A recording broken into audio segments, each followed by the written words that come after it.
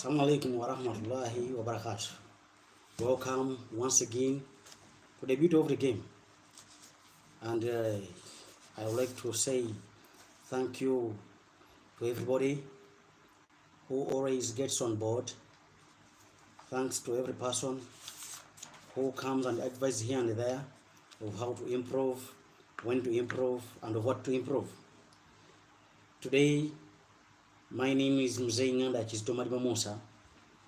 We are going to mainly talk about the El Classico, that is particularly the bit of the game which we have been always waiting to talk about. Today, Barcelona was facing off Real Madrid in the fourth El Clasico of the season 2024-2025. But for any person who got to watch this match, I know you had to watch the beauty of the game. You had to ask yourself these questions. Did you see what happened today? Was this the true beauty of the game, or was it the true football you needed to watch? A team which was 2-0 down, it had to resurrect and come back to rescue the game in just 18 minutes. How many teams can do that? And it has been doing this for the last many games. This wasn't just a mere comeback. It was a stamp that FC Barcelona had won the league of the season 2024-2025. It was a stamp that is now 7 points clear away from second place Real Madrid. It was a stamp of not only victory but official statement that Barcelona has come back again to dominate world football. It was a stamp that it showed classic performance, it showed skills, it showed resilience, and it showed self-belief. It was a stamp of not only getting a result, but the fans enjoyed the beauty of the game. Every pass which was interchanged, every through ball which was interchanged, every skill which was on the pitch, it was worthy of capturing. It was worthy newsmaking. It was worthy everything. You look what the attackers on both ends go to Real Madrid. They had Kylian Mbappe, they had Vinicius Junior, they had Jude Bellingham, who was playing as a libero. For the first 4 minutes, already Madrid was in the lead of the game through a penalty. Cobas, that's Pau Cobas, the defender of Barcelona, 17-year-old. He had a defensive error. Which error? Again, his goalkeeper, instead of clearing it, also caused another error, was Chesney. And the referee had no chance whatsoever but to give a penalty to Real Madrid. Kylian Mbappe converted it. In just a few minutes, again, Vinicius Junior had to release Kylian Mbappe on the run. He had to score a second in just 14 minutes. But the young team had to reorganize, had to strategize back. They remained calm.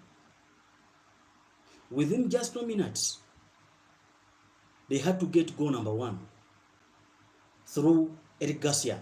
That was a header which got a freak from Ferran Torres, and Garcia had to finish it at near post. In just 18 minutes, they got their second. And getting their second through Lamine Yamal, it meant that the game had come back live, because many thought that the team had lost. Barcelona is this team whereby when it is many goals down, you have a belief that it's going to come back at any point. It's going to resurrect at any point. And they always do it with love, with calmness. They try to do so to see that they secure the game. You look at the midfield of Frank de Jong, you look at Dan Olmo, you look at Pedri, Hernandez, yes. You look at Pedri Hernandez, you know, excuse me. You look at Pedri Hernandez, you look at other players, either Gavi, you look at other players, if this boy, Fermin Lopez, starts in the midfield, he also comes and produces magic. You look at very many players in that midfield. So, it is like a one-off that Barcelona has looked to always come back. It's not a one-off. It is strategy. It is well strategized. They will always come back at any given point. You look at the way they play, the attacking midfielders. Look at Yamal. Look at Rafinha. Look at Ferran Torres at the peak or as an attacker. They have love. They know how to use the ball. They know when to release, when not to release. Although some players like Ferran Torres will always use very many touches. And when he uses very many touches, always the opponents come here and there to sabotage the passing, to sabotage the accuracy and attacks. But it is a process. The boys are growing. When you look at, again, the game in particular, go on and look at the chemistry of the team. It is seeable, or it is evident. When Barcelona lost its golden generation, the likes of Lionel Messi, the likes of Andre Iniesta, the likes of Xavi Hernandez, the likes of Pedro Rodriguez, the likes of very many players, Bonjani Kakik and others. Almost everybody said that Barcelona is done and dusted.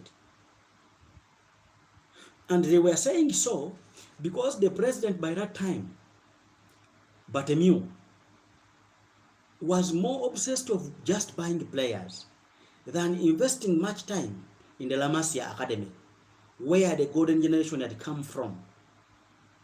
You will see that very many young players like Monir El Haddad, you will see younger players like Bojan Kaki were lost because Bartomeu had to invest much money in buying players like Suarez, like Neymar, very many players he bought during his tenure.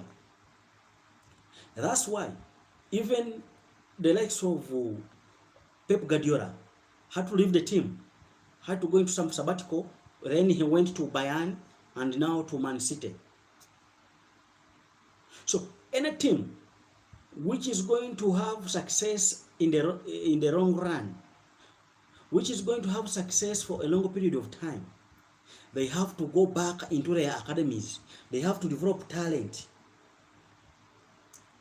They don't have just to go to the market and buy players. At least make your team like when you get over these players, the others who are coming on almost are of the same talent. Not spending much money.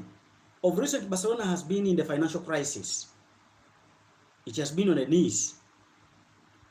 But what they did, they got some senior players like Robert Lewandowski.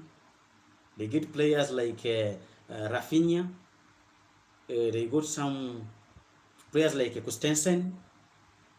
So those 3-4 players, they had to plug them into the younger generational team of Lamine Yamal, of Paul Pogba, of uh, of Pedri, Gavi, eh?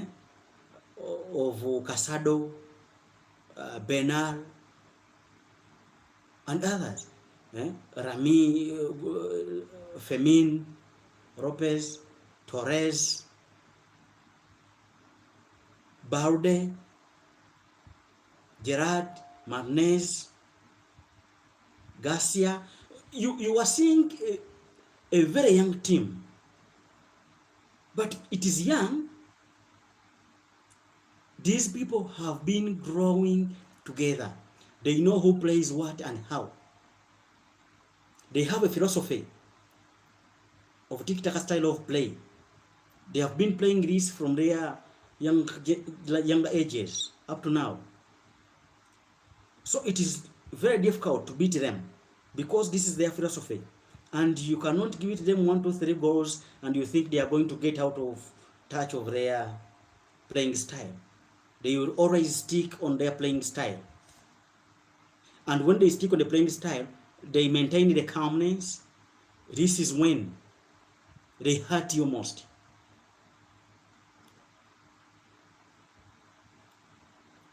So, the Catalans, this season, they have enjoyed to the fullest. You look at Yamal, simply, Lamine Yamal, as of now, is the first candidate for the Ballon d'Or.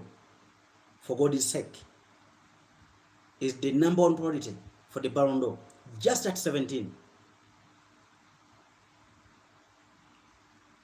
When you look at the ball, or when you look at the match, you realize that Barcelona had to play the way they should play. They were feeling well.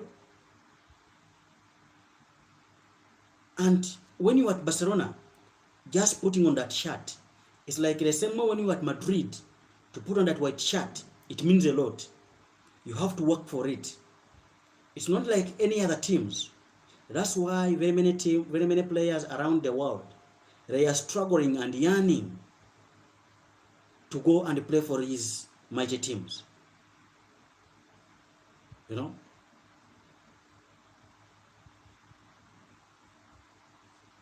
Look at these young players. When you look at the way the referee was handling the game, they have mastered this. The referee decides the other way, they keep away another eye. They keep on trotting and trotting to get the results. They keep on chasing and chasing to get the results.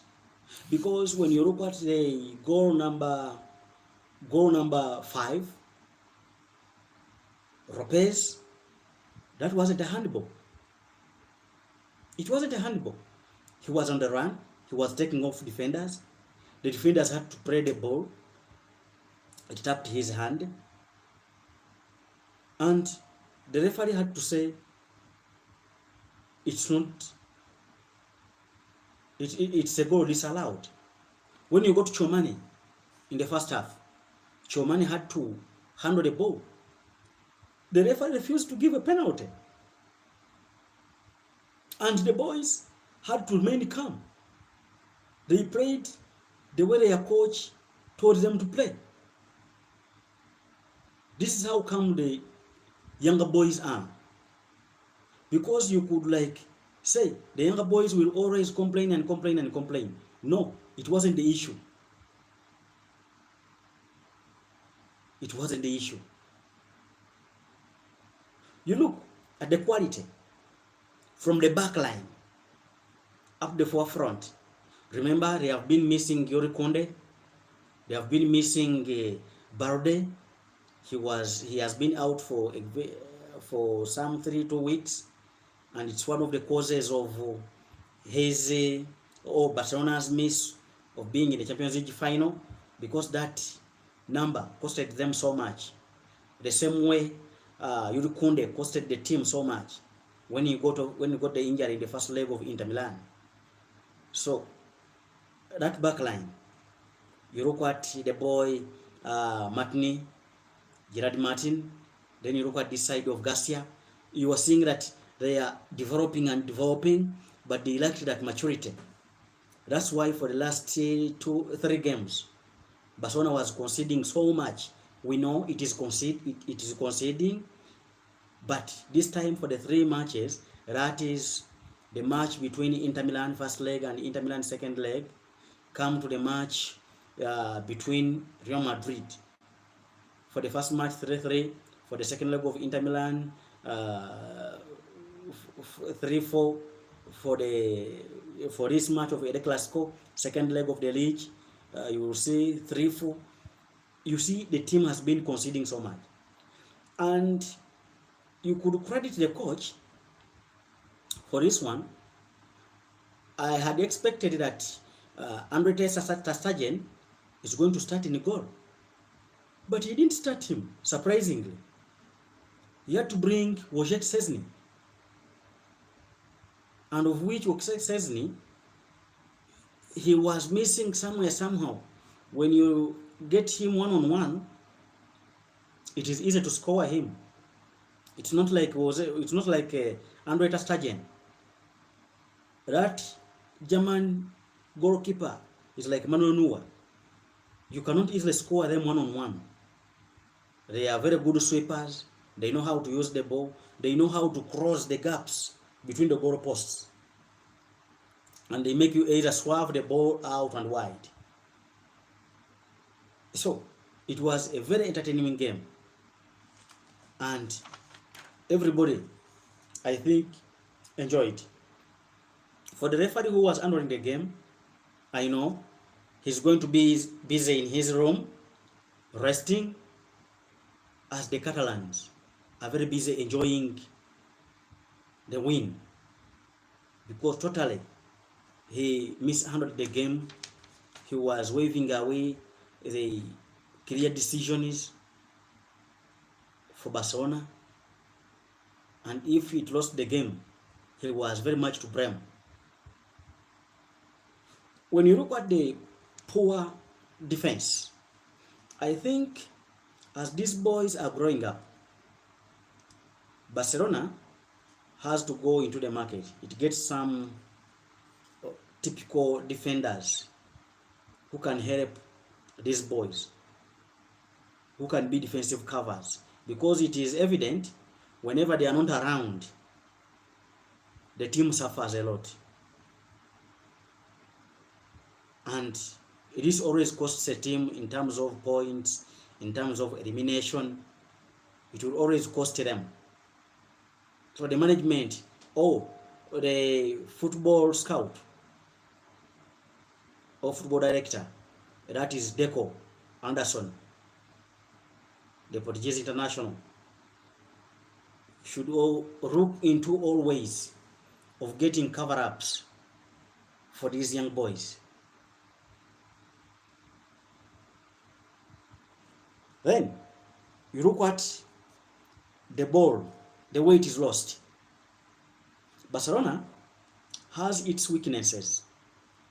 That their star player, Lamine Yamal, whenever he gets the ball, it's not like Lionel Messi. Messi was very strong on the ball.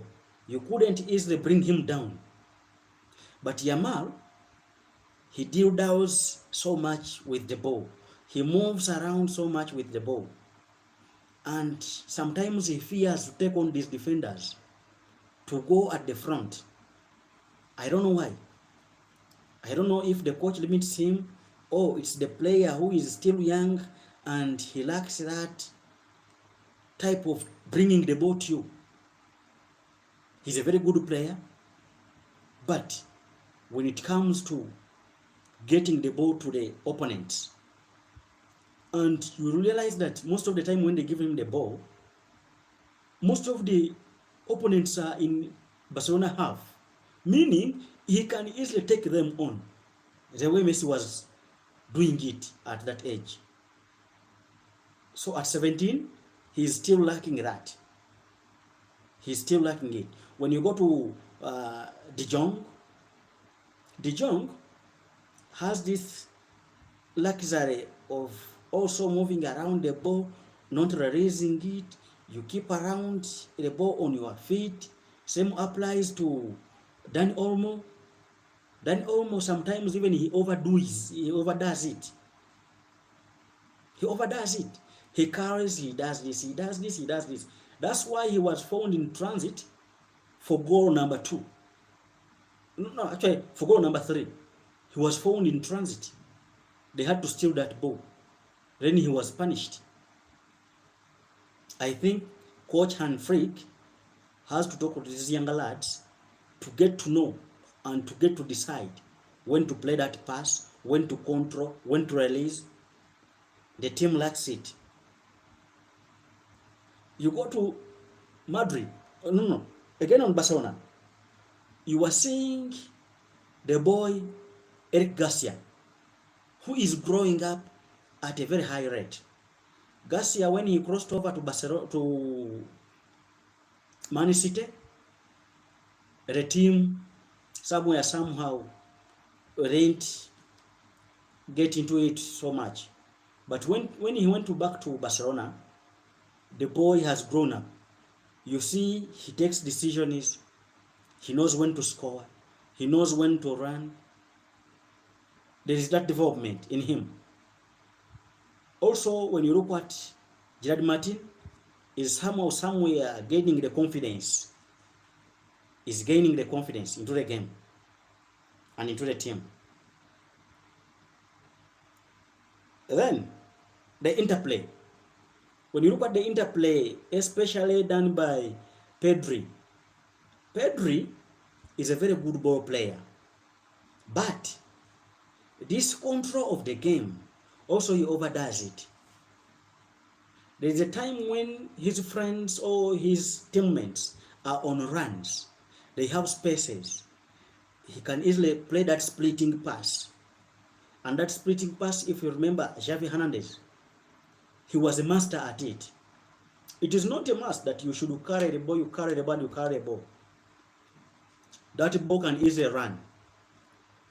The opponents have opened up, release the ball.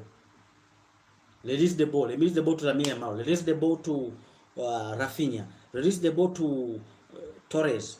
Release the ball to Lewandowski. They are all around. But this younger lad, Pedri, continues curling and curling.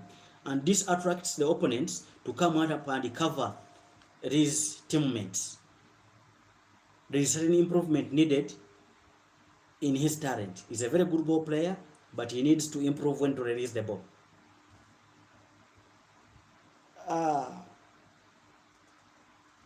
For Rafinha, every day is showing that he is growing up. Any person who watched Rafinha in the season of Xavi Hernandez, you could always realize that in the 60th minute, Xavi is going to withdraw Rafinha. And he always did it. But when Hans Flick took over this team, he is one of the boys whom he meant that he's going to build the team on. And he has not disappointed. He has immensely improved in his talent, immensely improved in his position, and immensely improved in his approach of the game. He gives the team width. He can easily give you that pass. He can give you easily uplift the team when need be. So Rafinha has been very instrumental during this season. The defensive errors can easily be minimized when you have your A team. Whenever you have your A team, it is easy to control the game. It is easy to take the game to your opponents. It is easy to do anything. But when your A team gets some injuries, this is when the problem comes. It means that you are going to get the B team. You get those players to replace them. And always the B team, it has players who are not talented as the first A team. It is universal. And it's a very big problem. So Barcelona has to look into that. Can it go back to the academy and you look at the players, or into the uh, Segunda? It has to go to the Segunda, then it looks into its La Masia academy, and they can easily get a person or people who can be backups for those defenders or for those players who are getting injured. It was surprising. Everybody was surprised, and everybody thought that once Barcelona was eliminated by Inter Milan in the Champions League semi-finals, the younger players could easily lose morale. It was a big surprise, and when they lost it, they came back strong. They had to know that this was another final, and always the Catalans take this El Clasico or this derby as a final. They had to get or wash away all the thoughts about Champions League and think of the future. You will see Lamine Yamal on the 27th of April. They were asking him after being eliminated by Inter Milan. He said, okay, this season they have been good. They have been good, and they have been good against Real Madrid. He was very confident that this game they were to win it, because he cited that Madrid this season has been very bad and it has no chance to beat them. You just get a picture from this young lad. Meaning, when they are in the dressing rooms, when they are in the training grounds, they always talk about this. They have the ambitions, they have the set targets and goals. And it's one of the things which most of the players lack, which most of the teams lack. You don't have target, you don't have the agenda, you don't have goals. And they end up teams being relegated, teams being beaten 2 games, 3 games, 4 games, you know. But Barcelona, when you look at their players, the way they come themselves in the media, it's like it is an organized setup.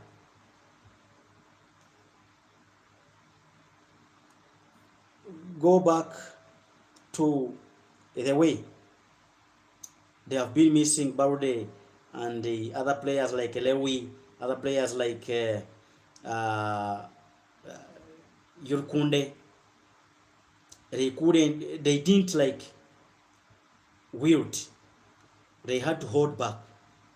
They knew nothing to do, but they have a tasks ahead to accomplish. And indeed, at their age, at their age, to be specific, they have achieved a lot this season. If they have achieved the Copa del Rey, a Supercopa Hispana, and this time they are achieving a La Liga, 3 trophies in the board, it's really good for any younger team like Barcelona.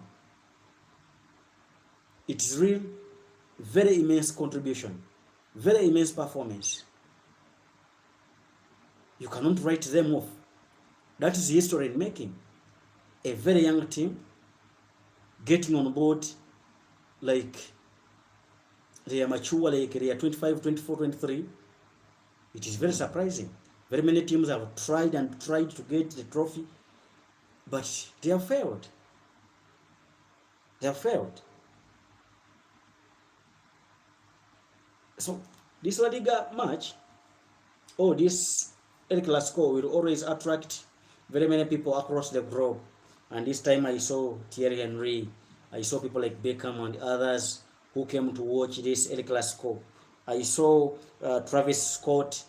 He was very busy, high in the air, supporting Barcelona. Very many people were around. Raul, very many. And it is this match which is mostly watched by very many people and very many countries around the world. because it has class, it has that flair, it is beyond statistics. That's the beauty of it. It is always beyond statistics. You'll always exhibit skill. You'll always get to see how people use the ball. You'll always get to see that beauty of the game in this match. You are very sure that they're not going to play defensive. All of them are going to go offensive. You realize that today the game ended 4-3, but when you got the chances created, it would have ended 7-8, 7-6. You know, it is all an open-ended game. Now, this season, Barcelona has won the 4 El Clasicos. The first one was 4-0 at Bernabeu. The second one was 3-2. That was the Copa del Rey at the Olympic Stadium. Right now, Barcelona is not using its stadium. It's not using Camp Nou because it is under renovation. So they are using the Olympic Stadium. It ended 3-2. Then, the second one ended 2-5. That was at Bernabeu. That was the Copa Hispana final. Then Copa Hispana was in Riyadh, if I could remember. Then another one was, the third one was 3-2. That was the Copa del Rey in Olympic Stadium. Then another one was 4-3 in the league, the last game. So you will always expect very many goals to come. You will always wait to see them. When you got Madrid was missing 5 defenders. That is Carvajal. Carvajal got an injury last season. He had to tear his ligaments. Then there's Mendy. Mendy had to limp out of Arsenal game of Champions League at second leg. You go to Araba. Araba is also having an injury. Then Rudiger in the last game of Copa del Rey final, which ended 3-2 in the 120 minutes, Rudiger had to misbehave, so he has a 6-match ban, and they may extend it if they see that he didn't behave in a human way. They may extend it, and it is costing the team.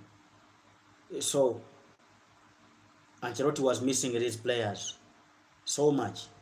And when we look at their goalkeeper Thibaut Courtois, his form has declined as he grows, and it is surprising because whenever the goalkeepers grow, that's when their goal also grows.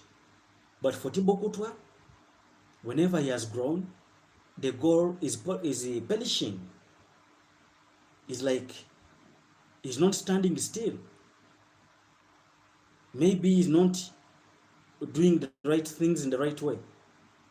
It is also worrying for a team like Real Madrid. You come to the central midfield. The central midfield right now, they have Luka Modric. Luka Modric, whenever I was not there, this boy known as Camavinga, he was providing some efforts there. Or if they didn't use Valverde, Valverde could be used in the midfield for some good time because that is his natural position. But because of injuries, you will see that he's in the back line, elsewhere, and so on and so forth. So, also as a team, they are lacking that number 6. They are lacking that marauding midfielder who has the brains of how to use the ball. You'll see that they are still tying themselves on Luka Modric. Right now is clocking 40, but the team has no options. They are still looking for that midfielder, but they are totally failing.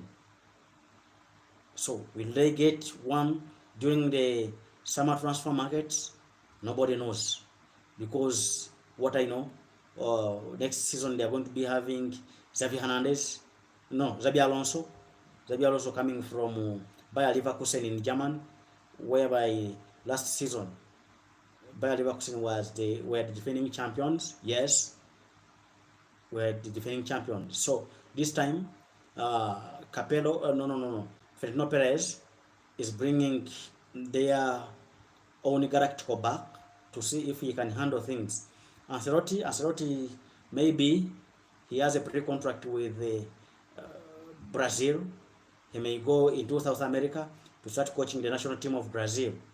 Maybe he's not going to continue enjoying European football. So they are still having that problem, meaning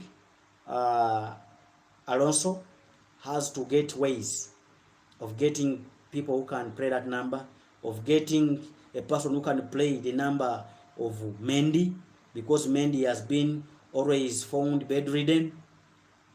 He has not helped the team so much. Every time he is in hospital, injury after injury. So all that.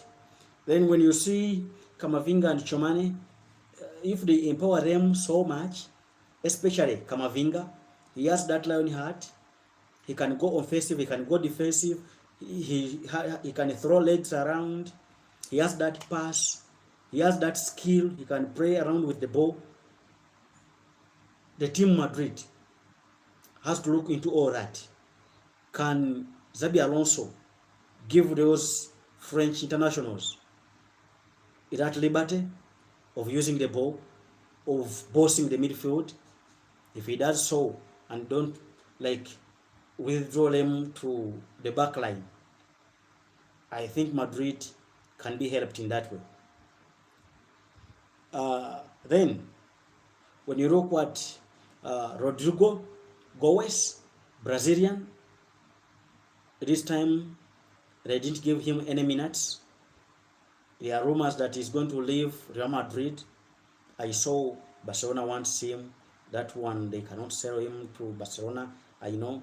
Oh, maybe if when he forces it, it can happen. Teams like Man City want him. Bayern want him. He's a good player, but is this player like any other Brazilians who don't lift themselves, who don't polish themselves? Look at the likes of Neymar, the likes of Adriano Ribeiro, Adriano Leite, Ribeiro Leis. Look what players, very many players. Look what Willian, look what Oscar Omoeba Jr. Very many. So maybe when they dispose him off, I don't know where they are going to get that person who will play like him. Will Ibrahim Diaz do so? Nobody knows. Then there are some highlights which you can not miss. Like after 2-0 down, when Madrid was leading 2-0, it took very many minutes for Madrid to dominate the game. For example, Madrid, after that 2-0 up, they had to get onto the ball only 4 times. Only 4 times in their half. Most of the times, Barcelona was the one with the ball. Later until Barcelona got that corner, brought by Dan Olmo, brushed by Torres, then headed in by Garcia. When you got to goal number 2, same thing. You know, Torres had to dash out for Lamine Yamal after receiving the ball from Pedri, and Lamar had to cover the ball at the far post. All that time, Madrid had to get onto the ball 4 times, and all the passes played were incomplete.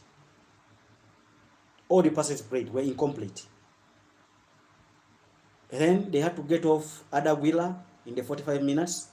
Then Dan Ceballos off. Diaz and Modric came in. The game somehow got balance, and Madrid had to a bit come into the game because they had got control of the game. That's how it happened. Tactically, Ancelotti was coming back into the game, but he was doing so as the referee was causing fate again at Barcelona. Because when you look at Fermin Lopez's goal, according to the handball rule,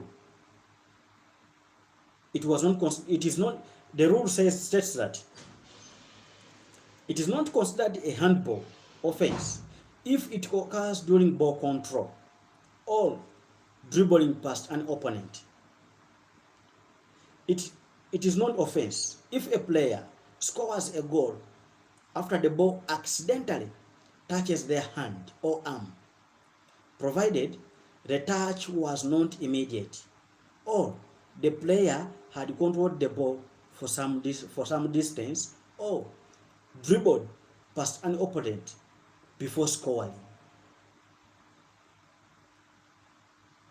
That it is not handball. It is not considered an offense in the handball rule when a player is dribbling past opponent. When a ball accidentally gets him, like when you hit a ball, it touches your opponent, then it comes back onto your hand, but you are dribbling past.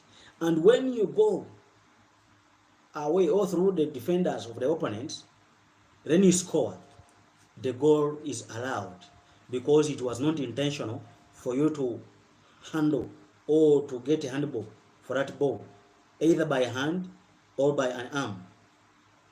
It's not considered an handball, but the referee considered it. And surprisingly, the same incident happened on Chouamani. Yes, when they were in box, Chouamani, when he was hit by the ball from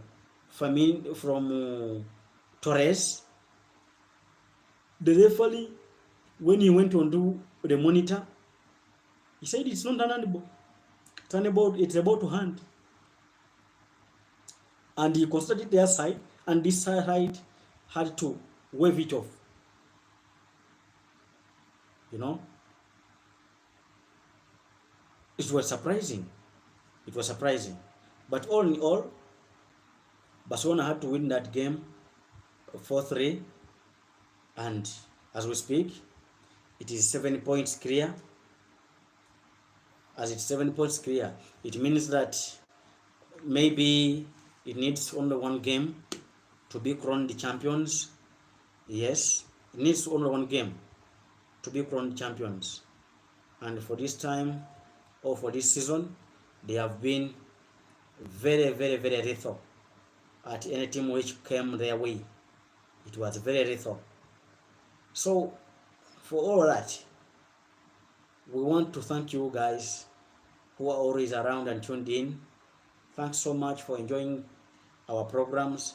Today we had come to discuss the El Clasico and how it moved and how it concluded. It was all that joyful. It was all that full-time enjoying. It was full-time offensive. You know, we enjoyed it. It had it all. It had the goals. It had the flair. It had the skills. It had everything.